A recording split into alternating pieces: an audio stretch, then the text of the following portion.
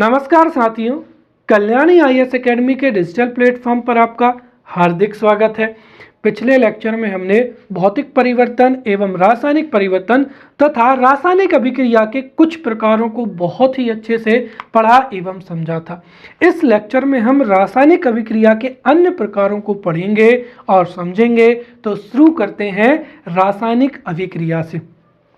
देखिए, रासायनिक अभिक्रिया क्या है? किसी पदार्थ में रासायनिक परिवर्तन होने की प्रक्रिया को ही रासायनिक अभिक्रिया कहते हैं। अब रासायनिक परिवर्तन क्या है, इसको मैंने पिछली क्लास में बताया था, राइट? कि देखिए, वह परिवर्तन जिसमें पदार्थ के भौतिक गुण जैसे गंध एवं स्वाद तथा पदार्थ की अवस्था में परिवर्तन हो, साथ ही साथ पदार्थ के रासायनिक संगठन एवं रासायनिक गुणों में भी परिवर्तन हो, तो उसे रासायनिक परिवर्तन कहा जाता है। रासायनिक परिवर्तन में परिवर्तन का कारण हटाने पर पदार्थ प्रारंभिक पदार्थ में या प्रारंभिक पदार्थ जो है वो प्राप्त नहीं होता है, तो उसे ही रासायनिक परिवर्तन कहते हैं। और किसी भी पदार्थ में रासायनिक परिवर्तन होने की प्रक्रिया को ही क्या कहा जाता है?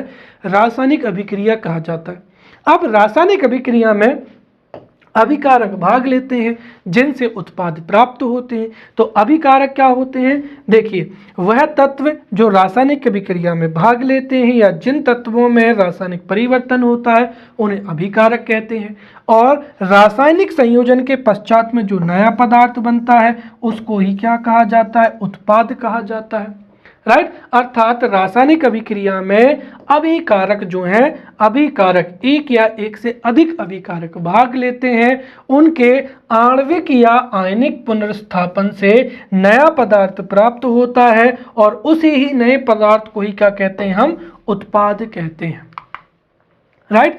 अब हम पढ़ रहे थे रासायनिक अभिक्रिया के प्रकार। तो किसी भी रासायनिक अभिक्रिया में अभिकारकों के आपसी बंध टूटते हैं और वो अन्य परमाणुओं के साथ में जो है नए बंधों का निर्माण करते हैं, जिससे आणविक या आयनिक पुनर्स्थापन होता है और इसी से ही नया पदार्थ बनता है। और इसी आधार पर रासायनिक अभिक्रियाएं कई प्रकार की होती हैं, या रासायनिक अभिक्रियाओं को हम निम्न भागों में बांट सकते हैं। टोटल कितनी है? 12। लेकिन इनको याद रखना सरल है, क्योंकि अगर आप 6 को याद कर लेंगे तो बाकी 6 याद हो ही जाएंगी। जैसे पिछले लेक्चर में हमने पढ़ा था संयोजन अभिक्रिया, वह अभिक्रिया जिसमें 2 या 2 से अधिक अभिकारक मिलकर एक उत्पाद बनाते हैं उसको संयोजन अभिक्रिया कहते हैं। इसका विपरीत क्या हो जाएगा? वियोजन अभिक्रिया।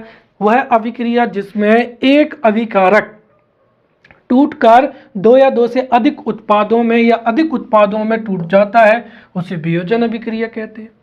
जब रासायनिक अभिक्रिया में कोई एक तत्व, किसी यौगिक का एक तत्व किसी अन्य तत्व या तत्व समूह को विस्थापित कर दे तो वह विस्थापन अभिक्रिया हो जाएगी, राइट? और इसी से मिलती जुलती द्विविस्थापन अभिक्रिया हो जाएगी।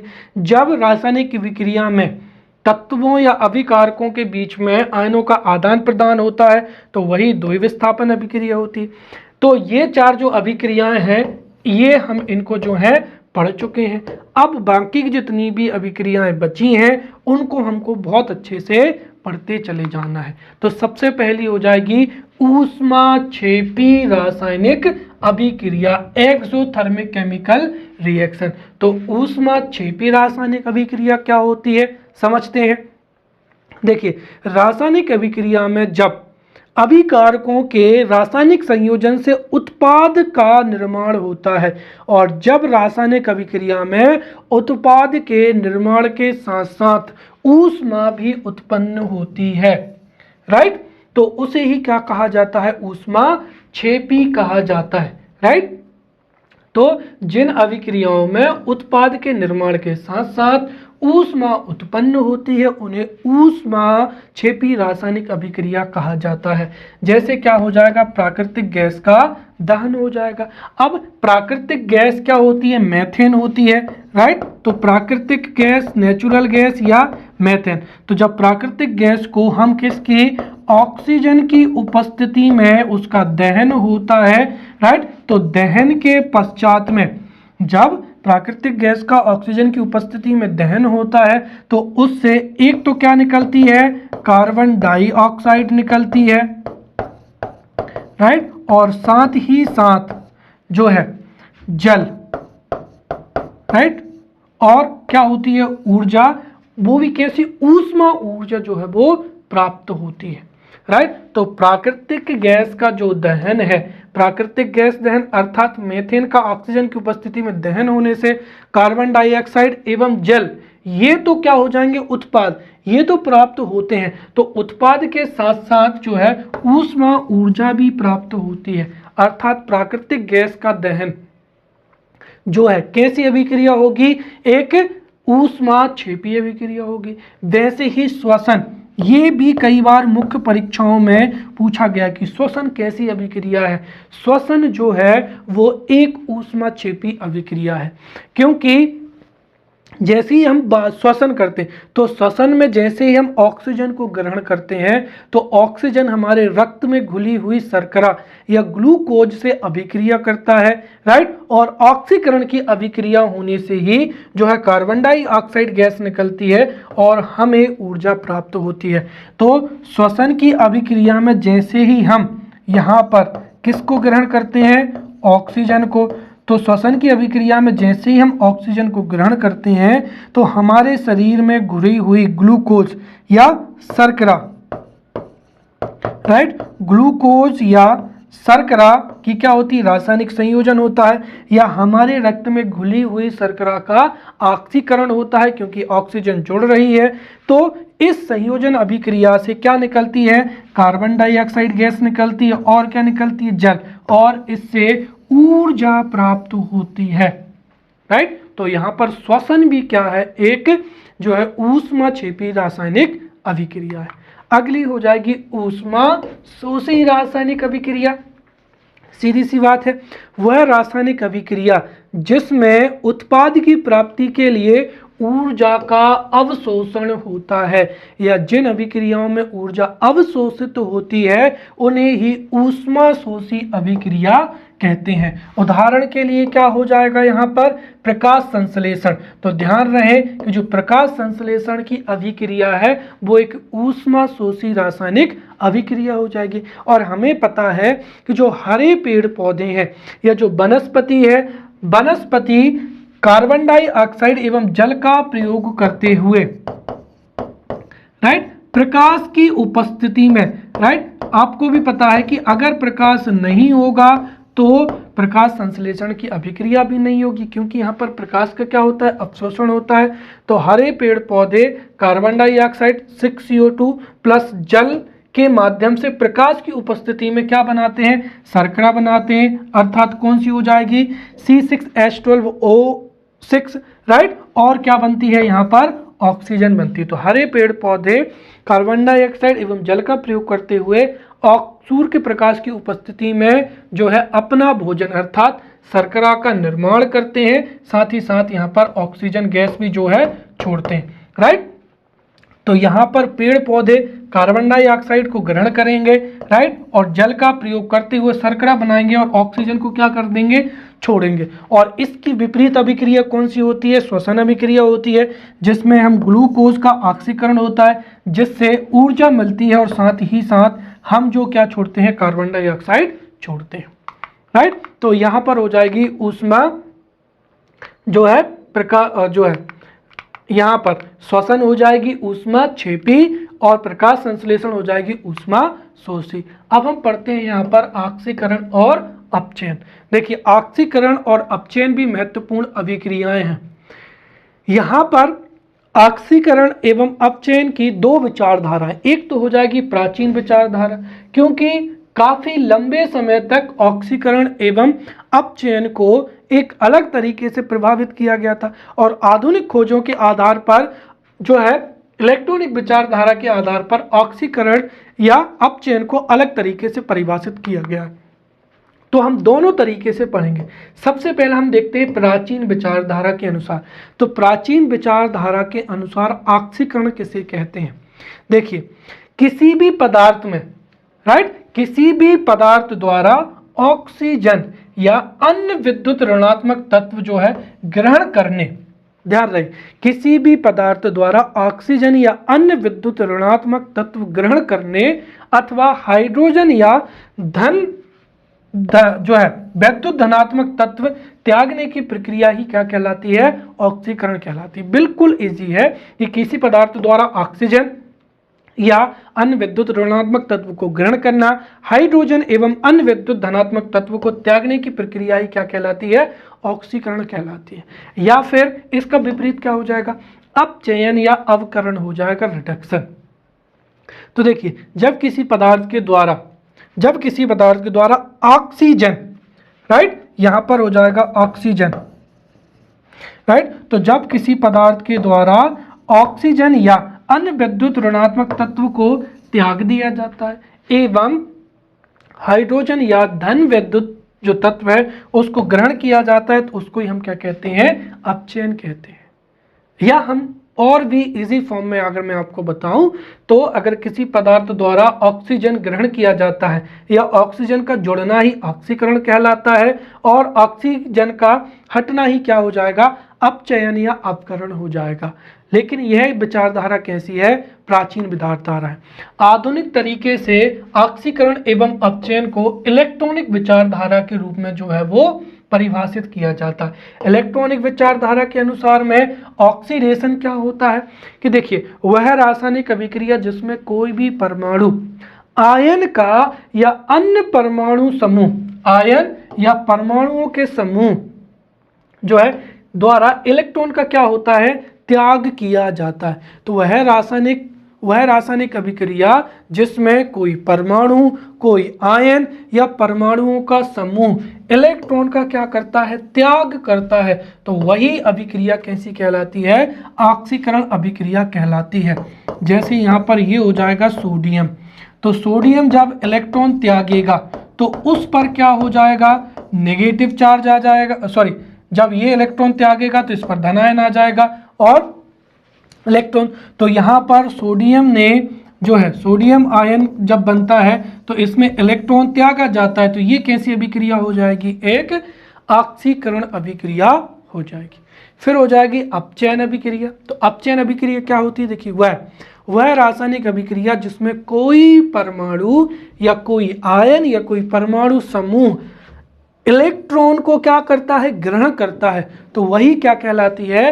अपचयन अभिक्रिया कहलाती है। जैसे Fe2+ आयन है, ये अगर एक इलेक्ट्रॉन को और ग्रहण कर ले तो ये क्या बना लेता है? Fe3+ का आयन। तो इसने इलेक्ट्रॉन को ग्रहण किया है, तो यहाँ पर जो है क्या हो रहा है? अपचयन या अवकरण हो रहा है। परंतु हो सकता है मुख्य परीक्षा में जो जितने भी अनुप्रयोग हैं वो पुरानी विचारधारा से भी आ जाएं। तो जो एक तरीके से अभिक्रिया का प्रकार है ऑक्सीकरण अभिक्रिया, उसको प्राचीन विचारधारा के अनुसार भी उसका उदाहरण देखते हैं, राइट। तो प्राचीन विचारधारा के अनुसार ऑक्सीकरण क्या है कि देखिए, रासायनिक अभिक्रिया में जब किसी पदार्थ द्वारा ऑक्सीजन को ग्रहण किया जाता है, ऑक्सीजन या अन्य वैद्युत ऋणात्मक तत्व को ग्रहण किया जाता है, तो वही ऑक्सीकरण अभिक्रिया कहलाती है। जैसे उदाहरण के तौर पर CuO और प्लस का क्या हो जाएगा? H2 हो जाएगा। तो इसमें अगर हम देखें तो यहाँ पर H2 के द्वारा जो है ऑक्सीजन को क्या है? ग्रहण किया जा रहा है, तो ये यहाँ पर इसका क्या हो जाएगा? ऑक्सीकरण हो जाएगा। तो ऑक्सीजन का जुड़ना ही क्या कहलाता है? यहाँ पर जो है ऑक्सीकरण कहलाता है। तो हाइड्रोजन में ऑक्सीजन का जुड़ना, तो ये किसका उदाहरण हो जाएगा? ऑक्सीकरण या ऑक्सीडेशन का उदाहरण हो जाएगा। अब दैनिक जीवन में ये भी कई बार पूछा जा सकता है कि दैनिक जीवन में ऑक्सीकरण अभिक्रिया के उदाहरणों को समझाइए, या दैनिक जीवन में ऑक्सीकरण अभिक्रिया को उदाहरण देते हुए समझाइए। तो दैनिक जीवन में भी ऑक्सीजन या ऑक्सीकरण के क्या है? कई उदाहरण होते हैं। जैसे पहला क्या हो जाएगा? यहाँ पर संक्षारण हो जाएगा या कोरोशन हो जाएगा। देखिए, हमने देखा था कि जब भी वायु की उपस्थिति में, राइट, जब वायु की उपस्थिति में लोहा, राइट, लोहा नमी की उपस्थिति में लोहा जब नमी की उपस्थिति में वायु से अर्थात ऑक्सीजन से अभिक्रिया करता है तो आयरन ऑक्साइड या फेरिक ऑक्साइड बनता है।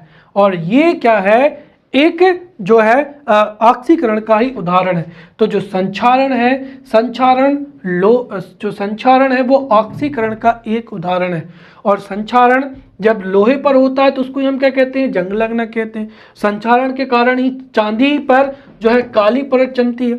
जो चांदी की ज्वेलरी होती है वो कुछ समय पश्चात उस पर काली परत जम जाती, या तांबे पर हरी परत जमता, राइट। तो लोहे में जंग लगना, चांदी पर काली परत चढ़ना, राइट, तांबे पर हरी परत का चढ़ना, ये सभी संक्षारण के उदाहरण हैं। और जंग लगने को हम यहाँ पर समझा सकते हैं कि 4Fe हो जाएगा, 3O2 हो जाएगा, तो यहाँ पर ये 2 और आएगा, राइट।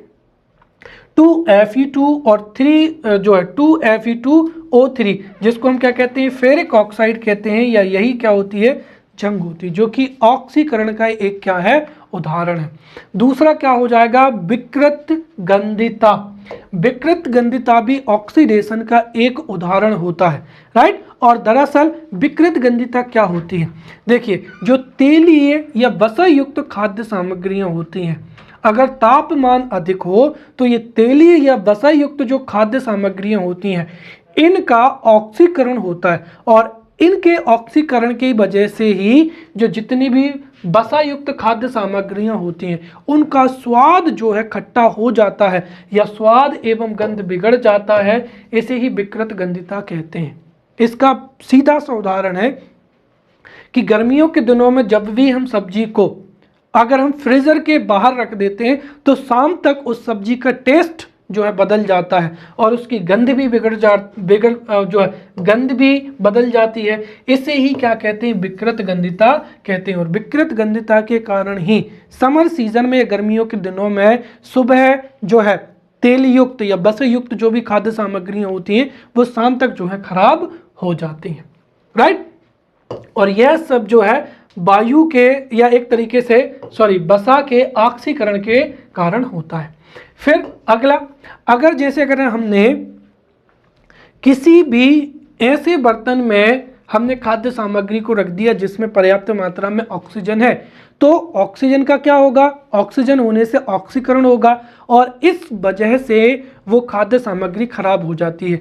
यही कारण है कि जो वायु रोधी बर्तन होते हैं, राइट, उनमें खाद्य सामग्री रखने पर ऑक्सीकरण की गति क्या होती है, धीमी होती है। क्योंकि जो वायु रोधी बर्तन या जिनमें अगर वायु नहीं जाएगी, वायु प्रवेश नहीं करेगी, तो ऑक्सीकरण नहीं होगा, और ऑक्सीकरण नहीं होगा तो खाद्य सामग्री सुरक्षित रहेगी, राइट। वैसे जो चिप्स पैकेट है, हो सकता है वो 1 साल बाद बिके, तो चिप्स पैकेट में भी जो चिप्स है उनका ऑक्सीकरण ना हो, इसके लिए उनसे ऑक्सीजन हटाकर चिप्स पैकेट में नाइट्रोजन जो है गैस भरी जाती है, राइट। फिर जो सफ़ेद कागज है वो पुराना होने पर पीला पड़ जाता है। इसका कारण भी है कि कागज में जो सेल्यूलोज है उसका ऑक्सीकरण होता है, इसीलिए पुराना कागज पीला पड़ जाता है। तो ये दैनिक जीवन में किसके उदाहरण हो जाएंगे, ऑक्सीकरण के उदाहरण हो जाएंगे। अब अगला हो जाएगा अपचयन हो जाएगा। तो प्राचीन विचारधारा के अनुसार किसी पदार्थ के द्वारा ऑक्सीजन या अन्य विद्युत ऋणात्मक तत्व का त्यागना, राइट, या फिर हम कह सकते हैं कि रासायनिक अभिक्रिया में ऑक्सीजन का ह्रास होना ही क्या कहलाता है, उसका अपचयन कहलाता है। जैसे इस अभिक्रिया में यहाँ पर जो Cu है इसके साथ में ऑक्सीजन है, लेकिन यहाँ पर इसमें से ऑक्सीजन क्या है, ह्रास हो चुका है, तो यहाँ पर ये क्या हो जाएगा, अपचयन की अभिक्रिया हो जाएगी, राइट। तो यहाँ पर हो रहा है, ये हाइड्रोजन के साथ में ऑक्सीजन जुड़ रहा है, तो ये हो जाएगा यहाँ पर ऑक्सीकरण अभिक्रिया, और यहाँ पर जो है क्या हो रहा है, अपचयन हो रहा है। और दरअसल वे अभिक्रियाएं जिनमें ऑक्सीकरण एवं अपचयन दोनों साथ साथ होता है उसको ही क्या कहते हैं, रेडॉक्स अभिक्रिया कहते हैं। तो यहाँ पर मैंने रेडॉक्स अभिक्रिया को बिल्कुल सीधा बता दिया। अगर पूछा जाए तो हम ये परिभाषा दे सकते हैं कि वह रासायनिक अभिक्रिया जिसमें ऑक्सीकरण तथा अपचयन की अभिक्रिया साथ साथ संपन्न होती है उनको ही रेडॉक्स अभिक्रिया कहा जाता है। जैसे इस अभिक्रिया में हाइड्रोजन का क्या हो रहा है, ऑक्सीकरण हो रहा है, क्योंकि हाइड्रोजन में जो है ऑक्सीजन जुड़ रहा है, और CuO का क्या हो रहा है, अपचयन हो रहा है, क्योंकि इससे ऑक्सीजन जो है वो अपचयित हो रहा है। क्लियर। चलिए अब आगे पढ़ते हैं। अगली अभिक्रिया हो जाएगी यहाँ पर उत्क्रमणीय अभिक्रिया, या रिवर्सिबल क्या हो जाएगी, रिएक्शन हो जाएगी, जिसको मैंने आपको सेल में बहुत अच्छे से समझाया था। राइट। तो उत्क्रमणीय अभिक्रिया क्या होती है, सबसे पहले वो समझते हैं। देखिए, उत्क्रमणीय अभिक्रिया एक ऐसी रासायनिक अभिक्रिया होती है जिसमें अभिकारकों की पारस्परिक क्रिया में बने उत्पाद पुनः क्रिया करके अभिकारक बना देते हैं। अर्थात ऐसी रासायनिक अभिक्रिया जिसमें अभिकारक परस्पर जो है क्रिया करते हैं और उससे जो उत्पाद है, उत्पाद पुनः क्रिया करके क्या है, अभिकारक बनाते हैं, तो उसे ही उस अभिक्रिया को उत्क्रमणीय अभिक्रिया कहते हैं। तो ऐसी अभिक्रिया जिसमें अभिकारों की परस्पर क्रिया में बने जो उत्पाद है वो पुनः क्रिया करके अभिकारक में बदल जाते हैं, तो उसे ही उत्क्रमणीय अभिक्रिया कहते हैं। अर्थात ये जो अभिक्रिया है ये दोनों दिशाओं में क्या होती है, संपन्न होती है। जैसे कि द्वितीयक सेल में उत्क्रमणीय अभिक्रियाएं होती हैं। अर्थात द्वितीयक सेल में जब विद्युत सेल आवेशित होता है तो अभिक्रिया की दिशा कुछ एक और होती है, और जब विद्युत सेल को हम चार्ज करते हैं तो रासायनिक अभिक्रिया की दिशा क्या होती है, परिवर्तित हो जाती है। तो जो उत्क्रमणीय अभिक्रिया है ये दोनों दिशाओं में संपन्न होती है। राइट। और ये जो अभिक्रियाएं हैं ये पूर्ण अवस्था में प्राप्त नहीं होती हैं, ये पूर्ण अवस्था प्राप्त नहीं करती हैं, क्योंकि अभिकारक जो है उत्पाद में बदलते हैं, उत्पाद पुनः अभिकारकों में बदलता है, और इस तरीके से ये जो अभिक्रिया है वो चलती रहती है। उदाहरण के तौर पर हैवर विधि द्वारा क्या हो जाएगा, अमोनिया का निर्माण। और हमें पता है कि इसमें जब 3 हाइड्रोजन के अणु और 1 नाइट्रोजन का अणु जो है Fe उत्प्रेरक की उपस्थिति में और काफी कम टेम्परेचर पर होता है, तो उससे ही अमोनिया के 2 जो हैं अणु क्या होते हैं, प्राप्त होते हैं। और ये इसको इस तरीके के साइन से दर्शाया जाता है। इसका मतलब अमोनिया जो है हाइड्रोजन और नाइट्रोजन में टूट जाता है, और हाइड्रोजन और नाइट्रोजन पुनः मिलकर अमोनिया में परिवर्तित हो जाते हैं। तो ये अभिक्रिया कैसी हो जाएगी, उत्क्रमणीय अभिक्रिया हो जाएगी। और दूसरा आप लिख सकते हैं, कौन सा हो जाएगा, फिजिक्स में हमने पढ़ा था सीसा संचायक सेल में जो अभिक्रिया होती है वो उत्क्रमणीय अभिक्रिया होती है। फिर जो नीफे सेल था उसमें भी जो अभिक्रिया होती है वो कैसी अभिक्रिया होती है, उत्क्रमणीय अभिक्रिया होती है। फिर अगला हो जाएगा अनुत्क्रमणीय अभिक्रिया। राइट। तो अनुत्क्रमणीय अभिक्रिया क्या होती है, देखिए अनुत्क्रमणीय रासायनिक अभिक्रिया ऐसी अभिक्रिया होती है जिसमें अभिकारकों की जो पारस्परिक क्रिया होती है या जो रासायनिक संयोजन होता है उससे बना जो उत्पाद है वो पुनः क्रिया करके अभिकारक नहीं बनाता है। अर्थात अभिकारकों की परस्पर संयोजन से जो उत्पाद प्राप्त होता है वो उत्पाद पुनः परस्पर क्रिया कर अभिकारक में परिवर्तित नहीं हो पाता है, तो उसे ही अनुत्क्रमणीय अभिक्रिया कहते हैं। राइट। और अनुत्क्रमणीय दिशाएं जो है एक ही दिशा में संपन्न होती हैं और ये पूर्ण अवस्था को प्राप्त कर लेती हैं, जिसके हमने अभी कई जो है उदाहरण पढ़े हैं। जैसे हम यहाँ पर जो है जंग का उदाहरण भी ले सकते हैं, या फिर एक नया उदाहरण ले सकते हैं हम, जिंक सल्फेट का निर्माण हो जाएगा।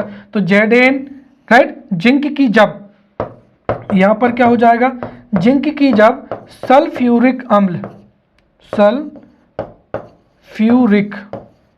जिंक की जब सल्फ्यूरिक अम्ल से अभिक्रिया होती है तो क्या बनता है, जिंक सल्फेट जो है वो प्राप्त होता है, और यहाँ पर हाइड्रोजन जो गैस है वो प्राप्त होती है। मेंस में अगर आप कोई रासायनिक अभिक्रिया लिख रहे हैं तो उसको हमेशा इस तरीके से लिख के आना है, तब आपको जो है मैक्सिमम मार्क्स मिलेंगे। राइट। चलिए अब हो जाएगी यहाँ पर तीव्र अभिक्रिया, फास्ट रिएक्शन। तीव्र अभिक्रिया जैसा ही नाम है। राइट। देखिए ऐसी रासायनिक अभिक्रिया जिसमें अभिकारकों के आपस में मिलने से रासायनिक संयोजन बहुत ही तेजी से होता है, या फिर ऐसी अभिक्रिया जिसमें अभिकारकों को आपस में मिलने पर तेजी से जो अभिक्रिया है संपन्न होती है, तेजी से रासायनिक संयोजन होता है, तो उस अभिक्रिया को ही क्या कहा जाता है, तीव्र अभिक्रिया कहा जाता है। जैसे क्या हो जाएगा, उदासीनीकरण अभिक्रिया हो जाएगा। तो आगे जब हम अम्लों को पढ़ेंगे तब हम समझते हैं कि जब अम्ल एवं क्षार को आपस में मिलाते हैं तो उससे क्या होती है, उदासीनीकरण अभिक्रिया संपन्न होती है। तो उदासीनीकरण जो अभिक्रिया है वो एक क्या है, राइट, उदासीनीकरण जो अभिक्रिया है ये एक तीव्र अभिक्रिया का क्या हो जाएगा, उदाहरण है, जिसमें क्या हो जाएगा, सोडियम हाइड्रोक्साइड हो जाएगा,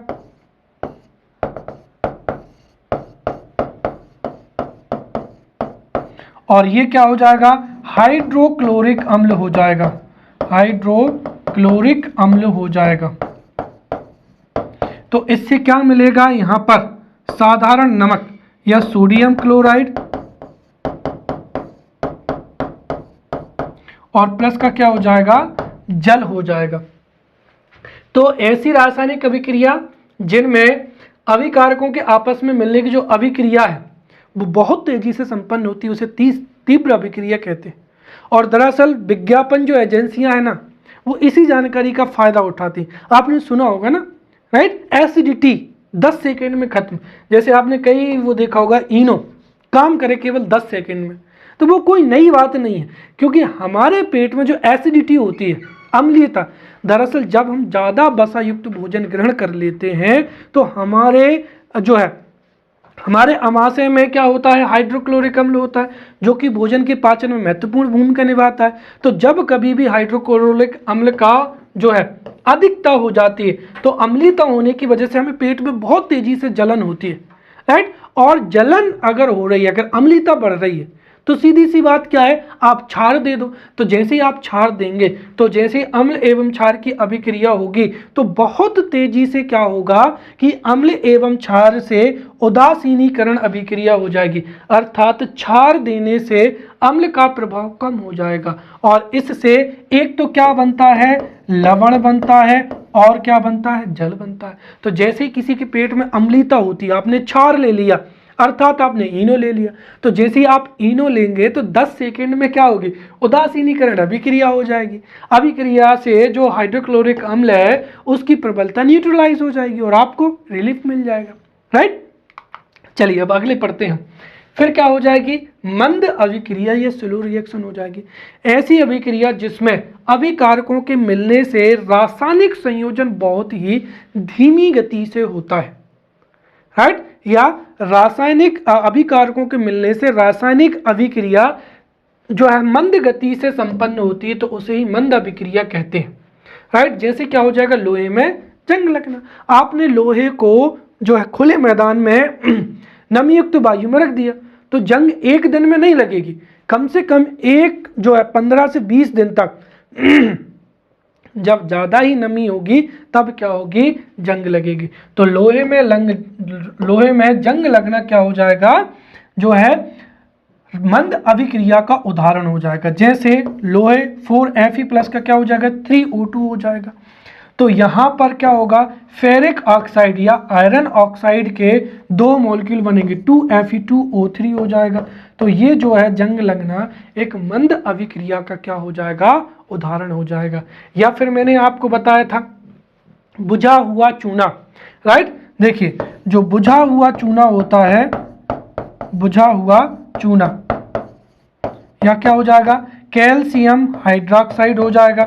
तो बुझा हुआ चूने को जब किसी भी बिल्डिंगों पर पोता जाता है तो बुझा हुआ चूना वायुमंडल की कार्बन डाइऑक्साइड से अभिक्रिया करके क्या बनाता है, CO3 कैल्शियम कार्बोनेट बनाता है। इस वजह से 2-3 दिन बाद जो है पुताई हमको क्या होती है, सफेद नजर आती है, राइट। तो ये क्या हो जाएंगी, मंद गति से होने वाली अभिक्रियाएं हो जाएंगी। हालांकि एक तरीके से अगर हम देखें तो ये जो अभिक्रिया ये भी बहुत तेजी से हो रही, अदरवाइज जो मंद गति की अभिक्रियाएं होती हैं ये 10 दिन 15 दिन और कई अभिक्रियाओं तो बहुत ही अधिक समय में जो संपन्न होती हैं, राइट। तो इसका उदाहरण आप ये जरूर लिख कर आए, कौन सा, लोहे वाला।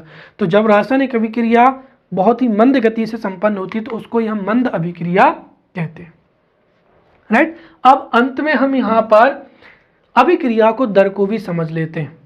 तो देखिए अभिक्रिया की दर क्या होती है। देखिए रासायनिक अभिक्रिया में भाग लेने वाले जो अभिकारक है, राइट, ये यहाँ पर सुधारना पड़ेगा।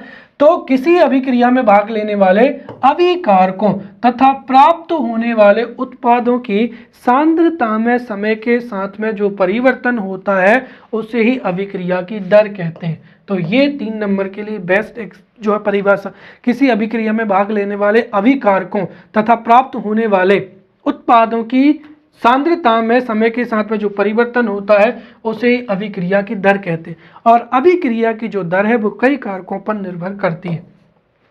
जैसे हो जाएगा अभिकारकों की सांद्रता या कंसंट्रेशन। देखिए अभिक्रिया जो दर है वो अभिकारकों की सांद्रता के समानुपाती होती है, अर्थात जितने ज्यादा अभिकारकों की सांद्रता होगी अभिक्रिया की दर भी क्या होगी, तीव्र होगी। तो यदि हम अभिकारकों की मात्रा ज्यादा ले लें तो उससे अभिक्रिया भी क्या हो जाएगी, तीव्र हो जाएगी। दूसरी क्या हो जाएगी, ताप, टेम्परेचर। तो देखिए ताप बढ़ाने से लगभग सभी प्रकार की जो रासायनिक अभिक्रियाएं हैं उनकी गति में क्या होती है, बढ़ोतरी होती है। और अगर हम देखें तो 10 डिग्री सेंटीग्रेड का ताप बढ़ा दें तो उससे रासायनिक अभिक्रिया की जो दर है वो दोगुनी हो जाती है, राइट। तो ताप बढ़ाने से अभिक्रिया की दर में बढ़ोतरी होती है। तीसरा क्या हो जाएगी, अभिकारकों का पृष्ठ क्षेत्रफल, राइट। यदि अभिकारकों या रिएक्टेंट्स का पृष्ठ क्षेत्रफल ज्यादा है तो उससे अभिक्रिया दर जो है वो धीमी होगी। और अगर हम अभिकारकों का जो पृष्ठ क्षेत्रफल है बढ़ा दें, अर्थात अभिकारकों को छोटे छोटे टुकड़ों में बांट दें, तो रासायनिक अभिक्रिया की दर बढ़ जाएगी, क्योंकि उससे क्या होगा, पृष्ठ क्षेत्रफल बढ़ जाएगा, जिससे रासायनिक अभिक्रिया की दर भी बढ़ जाएगी। फिर अगला हो जाएगा उत्प्रेरक। देखिए उत्प्रेरक ऐसा पदार्थ होता है जो कि रासायनिक अभिक्रिया में भाग नहीं लेता है, परंतु ये रासायनिक अभिक्रिया की दर को बढ़ा या घटा देता है, उसे ही उत्प्रेरक कहते हैं। और उत्प्रेरक की उपस्थिति में रासायनिक अभिक्रिया की जो गति है वो क्या होती है, बढ़ देती है। तो जो बढ़ाते हैं उनको धनात्मक उत्प्रेरक कहते हैं। अर्थात जो है धनात्मक उत्प्रेरक होने से अभिक्रिया की दर बढ़ जाएगी और ऋणात्मक उत्प्रेरक होने से जो अभिक्रिया की दर क्या हो जाएगी, कम हो जाएगी, राइट। तो इसके साथ में हमने रासायनिक परिवर्तन, भौतिक परिवर्तन, रासायनिक परिवर्तन और रासायनिक अभिक्रियाओं के प्रकारों को बहुत ही डीप में और बहुत ही अच्छे से पढ़ा है। अगले लेक्चर में मिलते हैं, तब तक के लिए धन्यवाद।